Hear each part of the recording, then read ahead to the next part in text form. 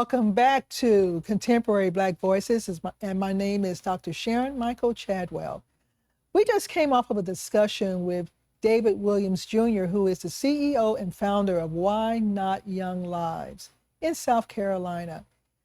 He is one of several young African Americans who are doing what they can to help youth throughout the country, especially in those states where they're under a tremendous attack on critical race theory, trying to restructure classrooms to reduce discipline, but at the same time victimizing the kids that they consider discipline problems. And so, Chris, I know that you were listening to the discussion, but what were your other thoughts about this? I just really think it's very commendable to be able to have someone like David, and for us from this show to be able to support the youth in our community all over America. I think what they're doing is very commendable. We are under attack from all over America as it relates to especially education.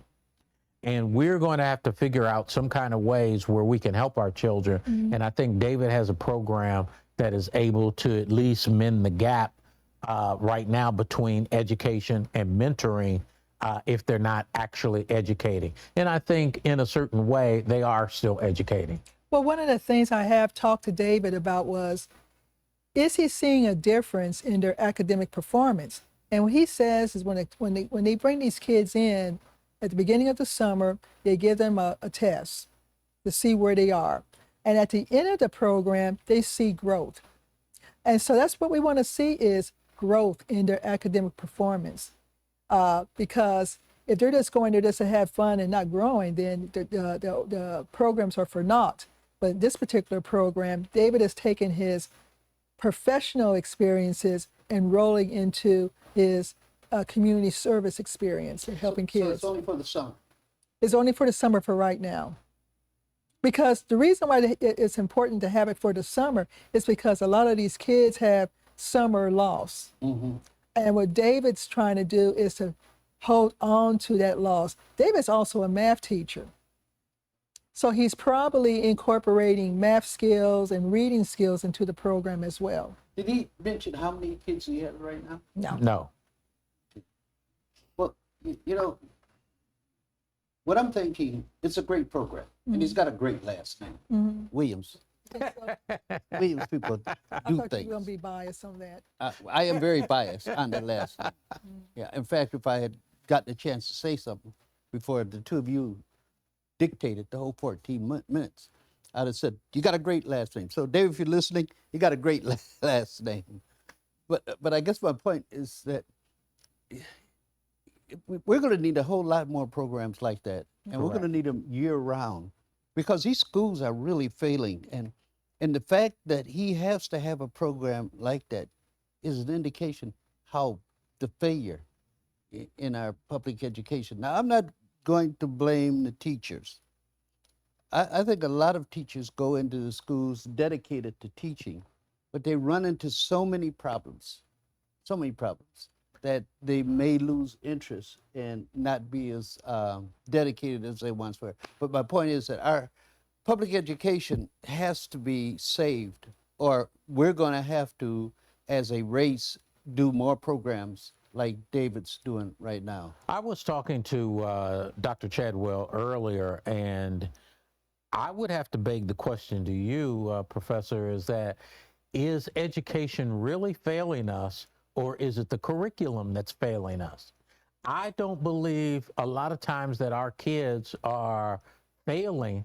I think that they're not motivated and that they're not taking subjects, or subjects aren't being taught to them in a way that's very interesting to them. So they become bored. When they become bored, they start throwing spitballs and whatever else they're doing, and then they're in trouble.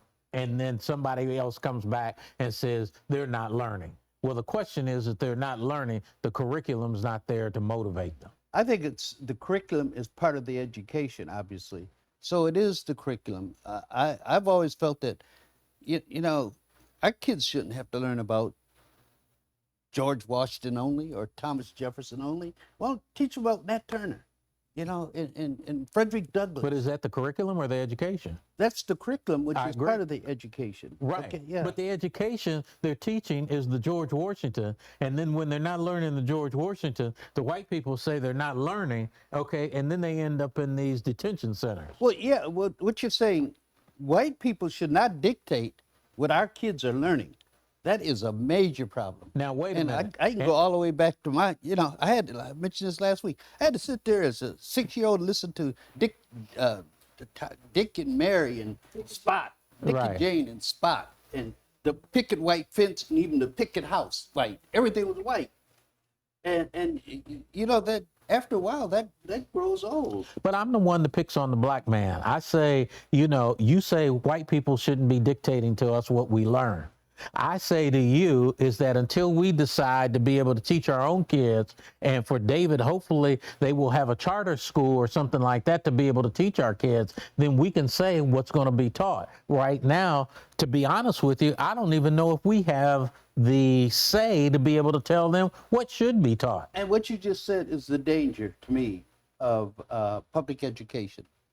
I've never been for charter schools, but more and more as I see what's happening, I'm thinking that we need our own schools. I'm with you on all of that. One of the things that we were discussing before we even got started today was when I was, and I'm just going to say in the San Antonio School District here in San Antonio, that was my first teaching assignment. That school had been decommissioned, meaning everybody on that campus who had a paycheck coming to them was basically fired. And to get back to that campus, several things had to happen. First of all, the campus administration and some teacher representatives got together and selected a curriculum that was more representative of the population of students at that school. To come back to the school, teachers, custodians, cafeteria people, anybody had to agree to support that particular program. Ooh. So I got there, and the program was different. Even the math curriculum was different. Hadn't seen anything like that before. And the kids were eating it up. It took them a couple of years to bring their state scores up, but we were seeing growth from one year to the next. To by the time I did leave, it was really at a respectable level. So as I start looking at it, we're going to be talking about Houston ISD in Hot Topics, that we have a lot of leadership people who design a one-size-fits-all curriculum for the entire school district. You've got 100,000 students in the school, but they all are being taught the same thing, same way. Is that curriculum meeting the needs of those students? That is a huge question. Are we making it easier so that if a student moves from one side of the district to the other, to be able to pick up where he or she left off in the classroom that they left? Or should they be exposed to a curriculum that's more attuned to the community in which they live, although it needs to have a worldview perspective kicked into the curriculum?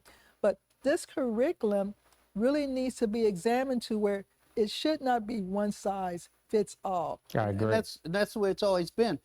And speaking of that, think of what they did in Florida. They want black kids to read in a book that slavery was cool. Now, come on, if But that's white people telling you. and that's the problem. That's the problem. And these young kids, they're smart. I mean, they're gonna say, "Wait a minute, look at this," and that's gonna turn them off. And it's going to cause for some of them to have problems in school. Right? So, you know, it kind of goes back to my conversation about the school that I taught, my first school in San Antonio ISD. That particular school had discipline problems. But once we brought in a curriculum that was more attuned to their learning needs, and we were able also to go in there and make modifications on the curriculum to really capture what some of the students say, were saying they want to know about, And also, we could use our imagination and creativity to build on that curriculum. You're going to have discipline problems. And we didn't have that many discipline problems after this program got initiated because of the creativity and imagination that teachers were allowed to use to meet the needs of the students of that community. Yeah, but what can happen is that state board up there can stop you from doing that. Actually, it wasn't the state board. What happened was the local board She said, what happens was, this. The local board at the time, especially with the math curriculum that the kids loved, well, some of the board members said that they didn't understand that math curriculum. Well, it wasn't designed for the school board. It was designed for the kids. Right. The kids got it, but because the board did not understand it, we had to go back to 1 + 1 = 2, the old curriculum. So a lot of times it's not the state, it's the local, which goes back to the political piece. You need to know who your local political candidates are. let me say It this. goes to the state too, in a way, because the state dictates what's going to be in the books. I know they dictate what's going to be in the history books. There was a big battle here a few years ago when I think they wanted to put in the history books, or was it one state? Indentured servants. Yeah, indentured servants. Yeah. So, and they could force that, as creative as you guys were, they could still force that on you. And that's let the me problem. and let me say this to you. I think you touch on something that's very unique and should be looked at further. And that is curriculum should only be a outline of what should be done. And you should give the teachers a little bit more. The problem that we've had in America is that you want to take, not you, but the folks that are at the TEA, at the state levels, they want to be able to dictate what it is that you teach in the schools. And only until we have our own schools, okay? And I'm agreeing with you, Professor. I was not for a charter school, but the way things are going right now, we've got to have our own schools. We've got to be able to teach our own kids. And only until we begin to outperform the traditional kids will they begin to look at us. And I am one who came from an all-black school, and I can remember, whereas the white schools had maybe all of their Bunsen burners working, we only had one working, but we still outperformed those kids with all the Bunsen burners working. And that's the same thing that we've got to get back to now. We've got to be able to perform, and we've got to be able to teach our kids, as Fred would say, our way. Our way, yeah. And when we get to the place where they don't look at Sam Houston High School anywhere, or not Sam Houston, let's say Booker T. Washington High School, the first thing people say, oh, they got a great basketball team. We had a good basketball team. And that's usually the case. We need to get to the point where they look at Booker T. Washington and say, oh, they got some great scholars. They don't look at us We had that way. too. Well, they don't look at us that I way. know. Yeah, they don't look at us that way. But what was very interesting that I think that folks should know, I went to a school called East High School in Columbus, Ohio.